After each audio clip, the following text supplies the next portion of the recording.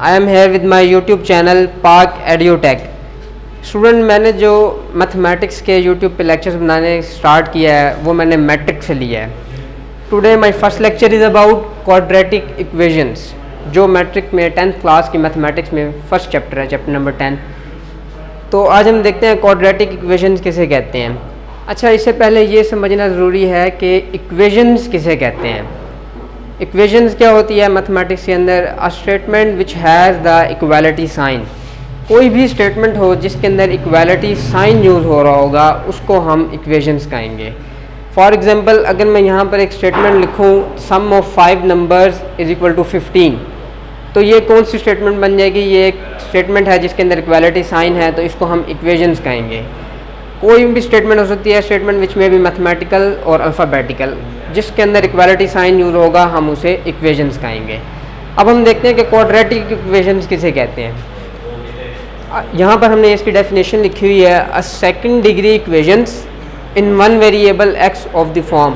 कोई भी जो सेकंड डिग्री इक्वेशन है वेरिएबल एक्स में, उसकी फॉर्म किस तरह की होगी? ax² plus bx plus c equal to 0। इसमें जो है a कभी भी 0 नहीं होना चाहिए।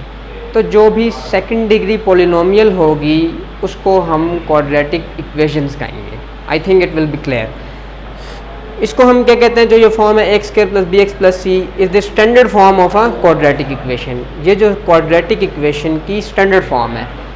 एग्जाम्पल देखते हैं, x² plus 5x plus 6 equal to 0। सबसे पहले देखने वाली बात है, क्या ये इक्वेशन है? जी हाँ, ये इक्वेशन है, क्योंकि इसके अंदर इक्वालिटी साइन यूज़ हो रहा है। अब क्या ये क्वाड्रेटिक है? क्वाड्रेटिक कैसे पता चलेगा? अगर x की मैक्सिमम पावर 2 होगी तो वो क्वाड्रेटिक इक्वेशन होगी। जैसे यहाँ पर नज़र आ रहा है x की हाईएस्ट पावर यहाँ पर 2 है, तो ये क्वाड्रेटिक इक्वेशन बन जाएगी। अब इसमें कुछ मैंने नोट लिखे हैं यहाँ पर। अगर स्टैंडर्ड फॉर्म में क्वाड्रेटिक इक्वेशन की b जो हो 0 हो जाए, b मीन्स जो x का कोफिशिएंट है वो 0 हो जाए in quadratic equation, then it is called pure quadratic equation. फिर जो ये इक्वेशन बनेगी वो हमारे पास प्योर क्वाड्रेटिक इक्वेशन बनेगी। For example, x² plus 16 is equal to 0। यहाँ पर अगर आप गौर करें तो x का कोफिशिएंट जो है वो 0 है, तो इसलिए जो ये क्वाड्रेटिक इक्वेशन है ये प्योर क्वाड्रेटिक इक्वेशन है। दूसरा देखते हैं, if a is equal to 0। जो ये मैंने यहाँ पर कंडीशन लिखी थी कि a कभी भी 0 नहीं होना चाहिए।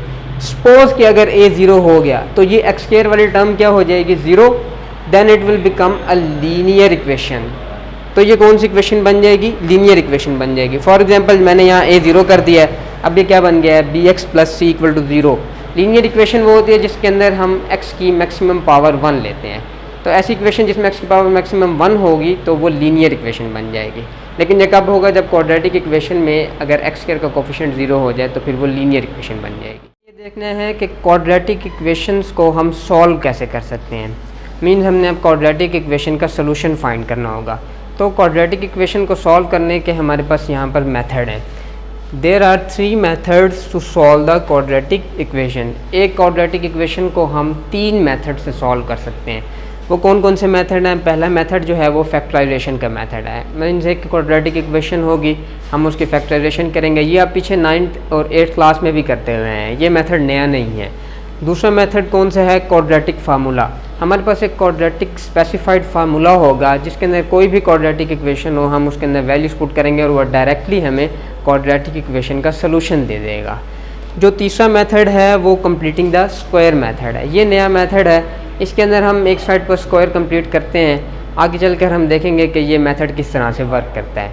आज जो मैं पहले मेथड करा रहा हूँ उसमें है फैक्टराइजेशन मेथड। किसी भी क्वाड्रेटिक इक्वेशन की हम फैक्टराइजेशन कैसे करते हैं।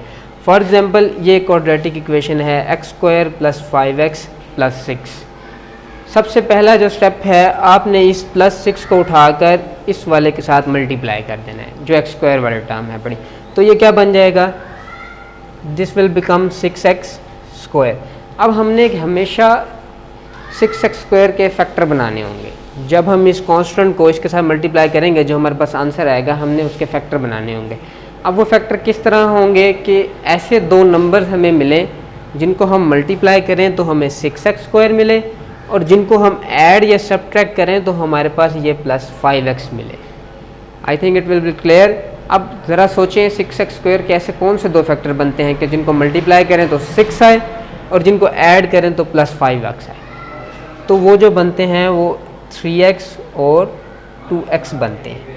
अगर आप इन दोनों को मल्टीप्लाई करते हैं यू विल गेट 6x², और अगर आप इन दोनों को ऐड करते हैं 3x + 2x तो आपके पास 5x आता है, जो कि ये वाली टर्म है।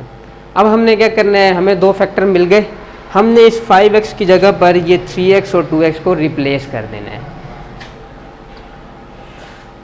x² + 5x की जगह पर +3x + 2x + 6 = 0। अब आपने जब ये 5x की जगह पर ये वाले दो फैक्टर रिप्लेस कर लिए, आपने दो की पेयरिंग कर लेनी है, पहले 2 की पेयरिंग और नेक्स्ट 2 की पेयरिंग। अब अगर आप पहले दो टर्म में से देखें तो क्या कॉमन आ रहा है, यहाँ पर x² है और यहाँ पर एक सिंपल x है, दोनों में x कॉमन आ रहा है। जब x कॉमन आ जाएगा, इधर x² था, एक x बाहर चला गया तो एक x बच गया, प्लस यहाँ 3x वाली टर्म था, इसमें से x कॉमन ले लिया तो यहाँ पर सिंपल क्या बच गया, 3 रह गया। अब इन दो टर्म्स के ऊपर आ जाएं, इन दोनों में से क्या कॉमन है, यहाँ +2x है +6 है, दोनों में 2 कॉमन आ रहा है, तो +2 आप बाहर निकाल लें, अंदर क्या रह जाएगा, 2x वाली टर्म थी, यहाँ से 2 आ गया बाहर, बाकी जो रिमेनिंग है वो x है, प्लस 6 में से 2 को डिवाइड करेंगे तो बाकी बचेगा 3 = 0। अब जब भी आप इस तरह के दो फैक्टर बना लेंगे, आप यहाँ पर गौर करेंगे कि ये हमेशा फैक्टर सेम आ जाएंगे, जैसे यहाँ पर आ गए x + 3 और x + 3। अब अगर इस टर्म में देखें तो x + 3 कॉमन आ रहा है, जब इसमें से x + 3 कॉमन निकालेंगे तो ये वाली जो टर्म थी x × x + 3, इसमें से x + 3 तो बाहर आ गया, जो रिमेनिंग रह गया वो आप लिख देंगे x। यहाँ वाली x + 2 × x + 3 वाली टर्म थी, इसमें से भी x + 3 बाहर आ गया, तो यहाँ रिमेनिंग 2 बच गया, = 0। अब ज़रा गौर करें तो ये दो लीनियर फैक्टर हैं जिनका प्रोडक्ट किसके इक्वल है, 0 के इक्वल है।